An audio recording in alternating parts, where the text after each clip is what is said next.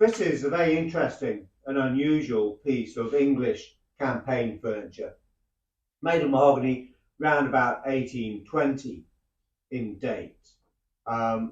It's a Whatnot. You are seeing it at the moment dismantled, ready for travel. I'm going to set it up for you. We've got the shelves and the supports here. We'll get to those in a minute. But when it's set up, basically it looks like a normal Georgian Whatnot. So let's just run through a few things with you before we set it up. So basically it's made like two ladders. So these two parts have got to join together using the struts, the shelf supports, and then you've got your Whatnot. And the Whatnot is marked by chisel with numbers so you can get the struts in the right place. And we start with a number 1, a simple line. Hopefully you can see that there. Move on to 2, 3, 1V, that's upside down for 4 Roman numerals. This one's not marked, but it's 5, and then we come back up the other end. So we have 6, 7 Roman numerals, a V and 3 lines for 8, with a 9, just so you don't get confused with 11, having it upside down, we've got a line X and a line again, and then we finish off with an X. So if we look at the straps,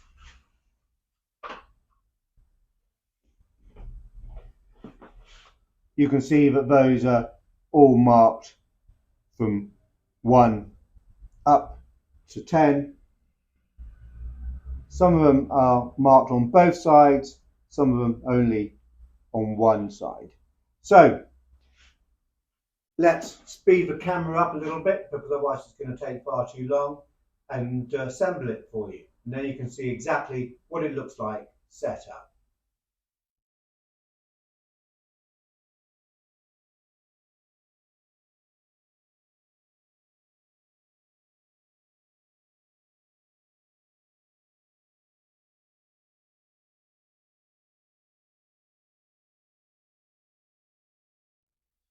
So there we have our Whatnot fully set up.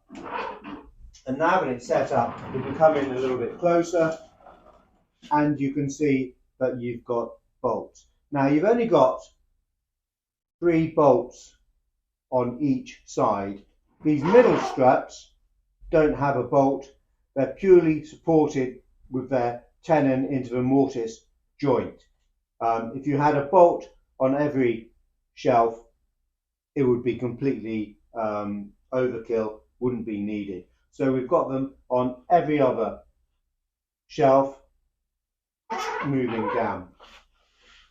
And what I should have also pointed out before I set it up, of course, but I didn't, and it's too late now, is you might just be able to see if I come in, but actually where each shelf goes, you've got a little rebate here, just to hold the shelf in, stop it jumping up and moving.